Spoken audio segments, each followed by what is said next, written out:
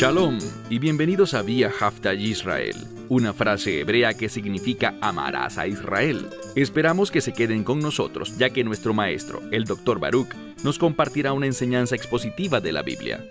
El Dr. Baruch es profesor titular del Instituto Sera Abraham, con sede en Israel. Aunque todos los cursos en el instituto se imparten en hebreo, el Dr. Baruch se complace en compartir esta enseñanza en inglés con doblaje al español. Para más información, visítenos en amarasaisrael.org o descargue nuestra aplicación móvil Mi Estudio Bíblico. Aquí está Baruch y la lección de hoy.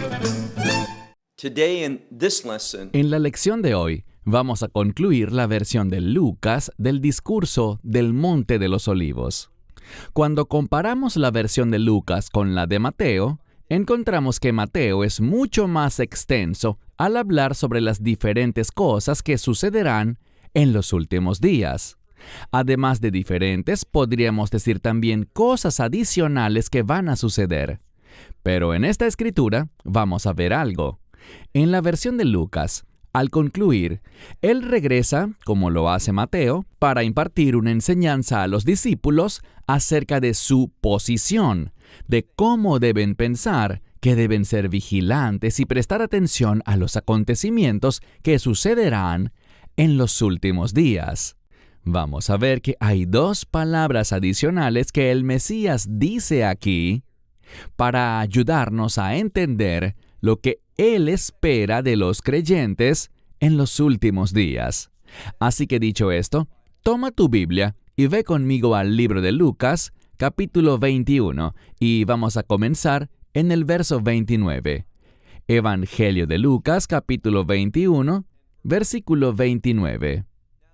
Recordemos que en la última lección nos enfocamos en lo que le sucederá en la tierra de Israel al pueblo judío en los últimos días. En todos los relatos queda claro que el peor tiempo de sufrimiento para el pueblo judío será al final de esta era, poco antes de la segunda venida. Pero ahora volvemos nuestra atención a lo que Él quiere enseñar a los creyentes para que sepamos sobre nosotros mismos y sus expectativas para el cuerpo de creyentes. Así que comencemos. Leamos juntos el versículo 29 que dice: Y les dijo una parábola a ellos. Es una parábola relativamente corta. Él simplemente dice: mirad, la higuera. Aprendemos de Oseas que la higuera es, en efecto, Israel. Y es interesante porque esto es algo adicional y diferente que encontramos en el Evangelio de Lucas, porque aunque en Mateo él también manda a los discípulos a mirar la higuera, aquí él dice algo diferente en Lucas, porque también agrega, y todos los árboles. ¿Cuál es el propósito de eso? Que no solo se observe a la higuera, sino a todos los árboles. Y la palabra árboles se refiere a personas, o yo diría en este caso, a las naciones. Lo que vamos a ver en los últimos días es que Dios hará una distinción entre la nación de Israel y las demás naciones. Y creo que es algo que vemos hoy. Vemos mucha enemistad en todo el mundo, antisemitismo en otras palabras, contra la nación de Israel. Vemos que las Naciones Unidas, por ejemplo, trata a Israel de manera muy diferente a cómo tratan a cualquier otro país miembro. Y simplemente deberíamos entender por esa situación que a esto es a lo que se refiere el Mesías. Cuando veas esta distinción y cuando veas este odio y antisemitismo y anti-israelismo en el mundo, deberías saber algo, y Él nos dirá claramente de qué se trata en este pasaje. Sigue leyendo. Él dice en esta misma sección: mirad por vosotros mismos. Ese es un modismo que significa que mientras observan y vigilan a la higuera, es decir, a Israel, y a todas las demás naciones, mientras observan por ustedes mismos, es decir, deben vigilar, entendiendo que la distinción que se marcará entre Israel y las naciones será para su beneficio. Así que dice: mirad por vosotros mismos y sabed que ya Ahora, el verano se acerca. Lo importante aquí es que hay un juego de palabras que nos perdemos cuando lo traducimos del hebreo. Atención, no estoy diciendo que los evangelios o cualquier parte del Nuevo Testamento haya sido escrita originalmente en hebreo. Lo que estoy diciendo es que cuando el Mesías estaba hablando, basándome en algo que aprendemos aquí, creo con plena firmeza que él estaba hablando en hebreo. ¿Por qué lo digo? Porque la palabra para verano en hebreo es la palabra kaetz. Y cuando miramos otra palabra, ketz, es muy parecida en cuanto a cómo se escribe. Solo hay una letra de diferencia. A veces se trata de una letra que se marca como una vocal. Podríamos decir que son muy similares y es un juego de palabras. Él está diciendo aquí, mirad la higuera y verán algo. Sabrán que cuando el verano se acerque, serán capaces de percibirlo. Y de igual manera, cuando observen a Israel, sabrán que el fin está cerca. ¿De qué fin está hablando? Bueno, podríamos responder eso de dos maneras. Podríamos decir que es el fin de la era de la iglesia, y sabemos cuándo sucederá eso, poco antes de que comience la ira de Dios. Pero también está el fin de este mundo. Este mundo llegará a su fin y veremos que tres cosas van a pasar. La primera es que Dios llamará a su Hijo para que venga de nuevo, y me refiero específicamente a su segunda venida.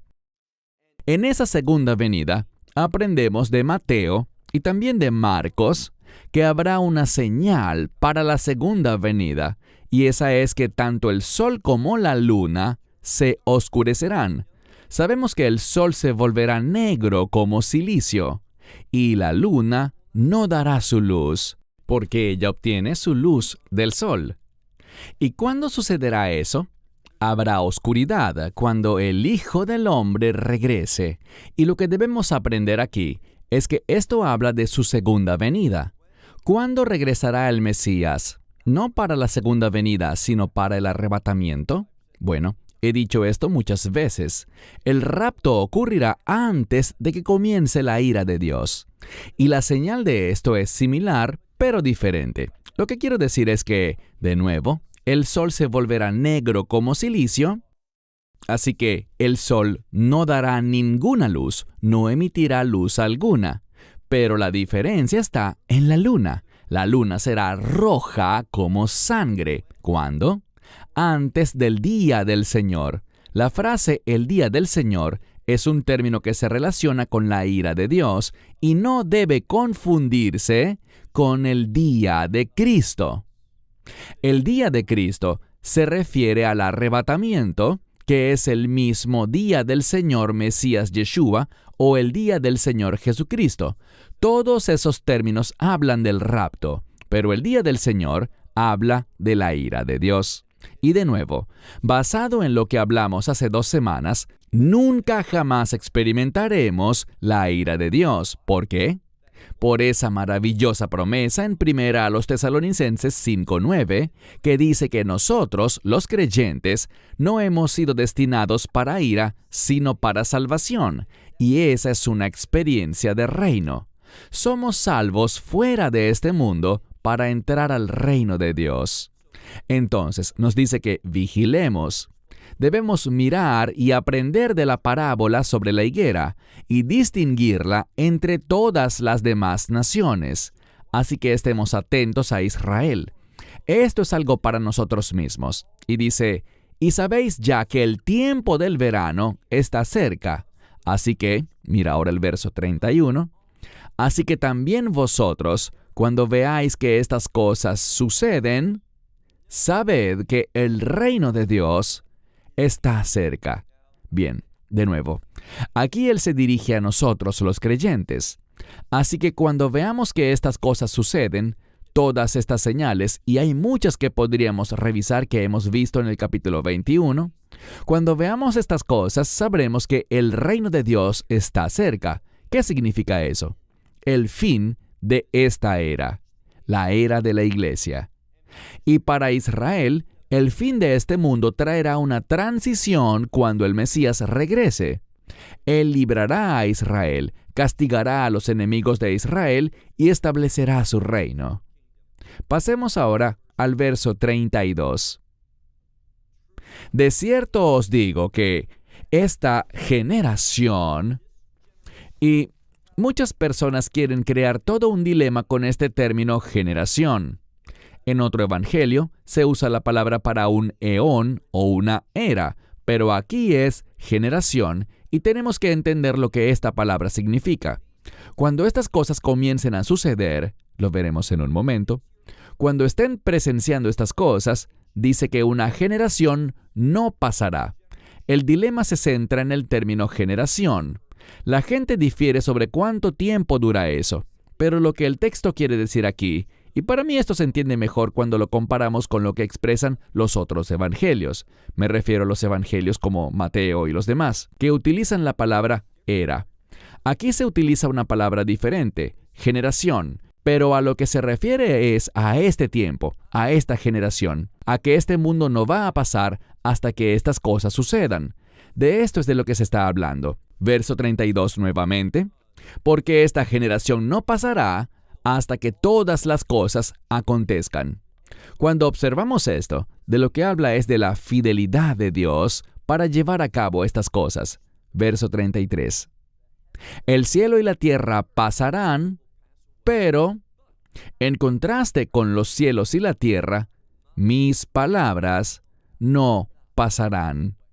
Y esto nos dice que todo lo que el Mesías enseñó, y podríamos decir incluso más allá de eso, todo lo que vemos en la Escritura, porque toda Escritura es inspirada por Dios, y podemos decirlo más específicamente, todas las cosas son inspiradas, todo en la palabra de Dios es inspirado por el Espíritu Santo, que es el Espíritu del Mesías.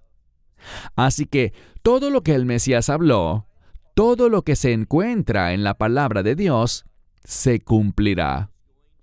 Así que dice, los cielos y la tierra pasarán, pero mis palabras nunca pasarán. Verso 34. En un estudio anterior, hablamos sobre una palabra que en griego significa mirar, pero aquí tenemos un término diferente. Esta es la palabra proseko. ¿Qué significa? Significa tener algo o aferrarse a algo. Y es un término que habla de no permitir que lo que estás viendo, lo que estás presenciando, cambie tu doctrina. Así que en otras palabras dice, permanece fiel. La mayoría de las traducciones dirán prestad atención. Leamos el verso 34. Pero vosotros prestad atención por vosotros mismos o de vosotros mismos. Y luego dice aquí una palabra muy importante. Y no os carguéis, no permitáis que vuestros corazones se carguen. Y vemos que usa dos palabras diferentes. Ambas palabras son sinónimos para embriaguez. Pero ¿por qué usa dos palabras diferentes? Bueno, las personas a veces beben por razones muy distintas. Algunas personas beben porque están deprimidas, están tristes. Beben para adormecer su dolor. Eso no es lo correcto. Eso no resolverá el problema. No quitará tu dolor de ninguna manera legítima. De hecho, es una falsedad. Aún te despertarás con los mismos problemas. Pero a veces las personas beben para adormecerse, para tratar de escapar de sus problemas. No debes hacer eso. La otra palabra habla de embriaguez como una forma de fiesta. Es decir, quieren divertirse sin parar y utilizan el alcohol también como una forma de escape, pero de manera diferente. No para escapar de las penas, sino tratando de reprimir esas cosas, viviendo y teniendo una especie de fiesta todo el tiempo. Ambas formas fracasarán. También hay otras personas que están como cargadas con ¿qué? Noten lo que dice mientras continuamos. Están agobiadas ¿con qué? con los afanes de la vida. Ellos permiten que todas estas cosas los agobien, los afanes de la vida. ¿Y qué sucede? Bueno, debido a la embriaguez, ya sea por una razón o la otra, o por los afanes de la vida, ¿qué pasa? El problema es que venga de repente sobre vosotros aquel día. Lo que es interesante es que la palabra sobre se menciona aquí de dos maneras. Lo que nos comunica es que si intentamos escapar, si tratamos de ahogar las cosas simplemente divirtiéndonos y tratando de tener toda la diversión que podamos, o estamos agobiados por los afanes de este mundo, todo eso tendrá un efecto adverso sobre nosotros, porque ese día va a llegar. Ese día vendrá sobre nosotros repentinamente y no estaremos velando, no estaremos listos, no estaremos preparados y no estaremos perseverando. Continuamos. Mira ahora la siguiente parte, donde dice que aquel día vendrá sobre nosotros, y dice, verso 35, como un lazo. Es decir, seremos atrapados por estas cosas, desprevenidos, no estando listos ni velando de la manera que deberíamos. Versículo 35. Porque vendrá sobre todos los que se sientan sobre la faz de la tierra, es decir, todos los moradores de la tierra. La implicación aquí es la siguiente: no podrás escapar lo que va a suceder. No hay nada que puedas hacer para evitar la realidad de que si estuvieras vivo en ese tiempo, en los tiempos del fin, en los últimos días, estas cosas serán inevitables. Ellas van a suceder y la pregunta es esta: ¿estamos listos? ¿Estamos preparados? E insisto, Él nos ordena a velar con la palabra griega blepo. También nos dice presten atención con la palabra griega prosteko. Y muy pronto usará otra palabra que es probablemente la más informativa de todas. ¿Cuál será? Bueno, Él acaba de decirnos que esto viene sobre todo el mundo y sobre todos los moradores en toda la faz de la tierra. Y noten lo que dice en el verso 36, una palabra muy importante. Ahora, esto usualmente se traduce igual como velad, pero es una palabra del mundo militar. Cuando la examinamos y vemos cómo se usa en la cultura griega, significa velar, pero específicamente estando atentos al enemigo. Es una palabra que se usa para decirnos que un peligro se aproxima. Hay un enemigo que viene a destruir. Él viene con el propósito de actuar contra nosotros como un adversario. Él quiere traer adversidad a nuestra vida. Él es el diablo, la serpiente antigua, el acusador, y viene contra nosotros, así que debemos estar velando por su llegada. ¿Y cómo lo hacemos? Bueno, el anticristo recibe todo su poder y autoridad de Satanás. Y, por lo tanto, podemos pensar en el anticristo como una especie de Satanás encarnado. Y somos llamados a estar atentos ante ese enemigo. Noten lo que dice.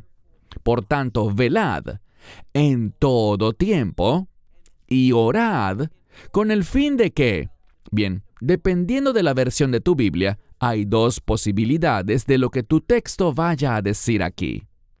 Si estás siguiendo el Nuevo Testamento griego de Nestle Aland, sobre el cual se basa la mayoría de las Biblias modernas, dice en este pasaje que deberías estar velando. ¿Por qué? Bueno, dice, velad en todo tiempo y orad para que sean capaces de escapar. Pero lo interesante es que en el Textus Receptus, que es el Nuevo Testamento griego que yo estoy leyendo ahora mismo, dice algo diferente. Es una palabra diferente. No se trata de tener la capacidad de escapar, sino que se trata de ser hallados dignos. Dice, para que seáis dignos de huir de todas estas cosas que están a punto de suceder y de estar en pie delante del Hijo del Hombre. Bien, ¿de qué está hablando aquí? ¿Cómo huimos de estas cosas? ¿Cómo somos considerados dignos? ¿Sabes qué te hace digno? no es nada que tú puedas hacer. La dignidad ante Dios se encuentra por medio de la gracia de Dios, se encuentra en la suficiencia de la cruz. Así que es cuando aceptas el mensaje del Evangelio que serás hecho digno y serás capaz de huir de la ira de Dios. Porque el Mesías descenderá, Él vendrá con voz de arcángel y con trompeta de Dios para reunirnos con Él. Él es quien hace la obra. Él nos reunirá y nos tomará, nos arrebatará rápidamente en un abrir y cerrar de ojos y nos dotará de un cuerpo nuevo, mediante el cual definitivamente por medio de Él y su palabra seremos hallados dignos. Dignos de escapar, como dice aquí, dignos de huir de todas estas cosas que están a punto de suceder y de estar en pie delante del Hijo del Hombre. Mira ahora el verso 37.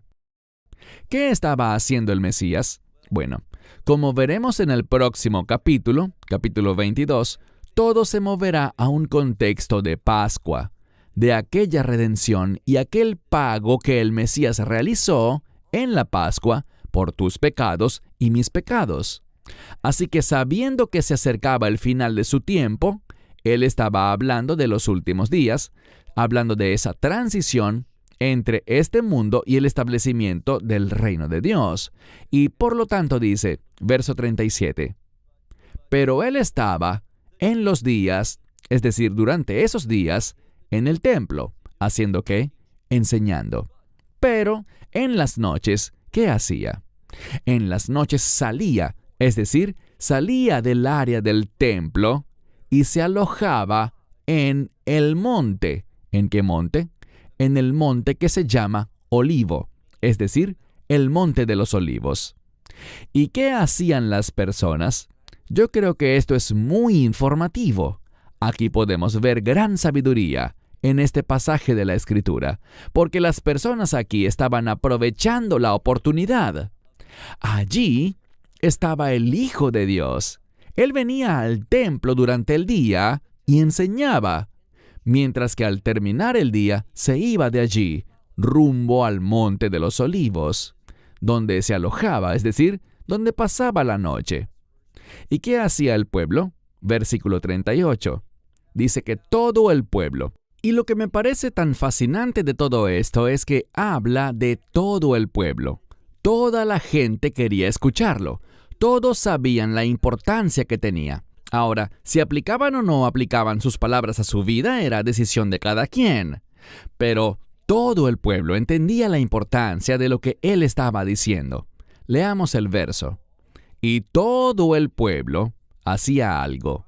Se levantaba hacia él, es decir, se levantaban temprano con el propósito de ir a él, al templo. ¿Para qué? Para oírlo. Algo muy importante en este pasaje es que vemos una redundancia. Dice que se levantaban hacia él con el fin de ir al templo y oírlo a él. En griego, no necesitamos tener esa mención de él 2 veces. Con una basta. Pero está allí para enfatizar que ellos actuaban de una forma que demostraba un compromiso con él. Por eso quiero hacerte una pregunta muy importante, y es la siguiente. Cuando las personas miran tu vida, ¿pueden ver que tienes un compromiso con él? ¿Que él es el fundamento de tu vida y el énfasis en tu vida? ¿Y le estás escuchando a él? Aunque aquí estamos leyendo en griego, creo que este término para escuchar aquí está muy relacionado con la palabra hebrea lishmoa, sobre la que se basa la conocida oración Shema, que significa escucha, pero no solo escucha, significa escucha, pero frente a eso que escuches, eres llamado a responder. Y la razón por la que estamos estudiando la Escritura, libro por libro, capítulo por capítulo, verso por verso, e incluso palabra por palabra, es porque tú necesitas escucharlo a Él. no a mí ni a otra persona. Tú debes escuchar y basar tu vida en lo que lees en este libro. Y te garantizo algo. Si haces eso, si demuestras un compromiso con la palabra de Dios, con las enseñanzas del Mesías, con la verdad de la doctrina de los apóstoles, con toda la Escritura, si basas tu vida en la verdad bíblica, estarás posicionado en un buen lugar, en un lugar de fe, donde tendrás un testimonio agradable a Dios. Y esa Escritura que dice, cuando venga el Hijo del Hombre, ¿hallará fe en la tierra? Si has estudiado griego, sabrás que ese término que él usó allí nos deja ver que él espera una respuesta negativa ante esa pregunta, que no hallará mucha fe en la tierra, pero debemos ser la excepción. Somos llamados a ser un pueblo especial, ese Am Sigulá, como dice Éxodo 19:5, un pueblo que es un especial tesoro. ¿Y cómo nos convertimos en ese especial tesoro? Atesorando sus palabras, oyéndolas, aprendiéndolas y aplicándolas a nuestra vida. Y ahora que las cosas están cambiando tanto en el mundo, haciendo evidente que nos estamos acercando más y más a los últimos días, seamos sabios, seamos humildes y comprometámonos con la verdad de la Escritura. No solo aprendiéndola, sino aplicándola a nuestra vida. Cuando hagamos esto, vamos a ver que esa fidelidad, esa sumisión, esa obediencia traerán sobre nosotros una unción. ¿Qué unción? El poder y la provisión del Espíritu Santo a nuestra vida. Y uno de los grandes resultados de esta unción es que se nos dará la fuerza y la perseverancia para conquistar. Y esa palabra conquistar es una palabra que está estrechamente relacionada con el concepto de victoria. Cuando soportamos, perseveramos y conquistamos, lo que estamos haciendo es avanzar hacia la victoria. ¿Qué tipo de victoria? Una victoria de reino. Cuando miro la palabra de Dios, no creo que haya algo más importante que comprender correctamente los últimos días, el tiempo del fin. Debemos escudriñar la Escritura para que conozcamos la verdad y así podamos demostrar la verdad a la luz del regreso del Mesías, porque queremos ser siervos que le agraden a plenitud. Queremos ser siervos que tengan un testimonio agradable a Él. Y si no sabes acerca de los últimos días, no estarás atento, no estarás velando y no estarás haciendo lo que debes hacer para estar listo para el rapto. Esperamos que te hayas edificado con el mensaje de hoy y lo compartas con otros. Te invitamos a seguir nuestros estudios cada semana por este canal y por el portal de YouTube de Amarás a Israel. También puedes descargar nuestra aplicación móvil gratuita, Mi Estudio Bíblico. Finalmente, para obtener más información sobre nosotros, visita nuestra web amarasaisrael.org, donde encontrarás otras conferencias de Baruch en audio, video y texto. Hasta el próximo programa. Que el Señor te bendiga en Yeshua HaMashiach, Jesús el Mesías, mientras caminas con Él. Shalom desde Israel.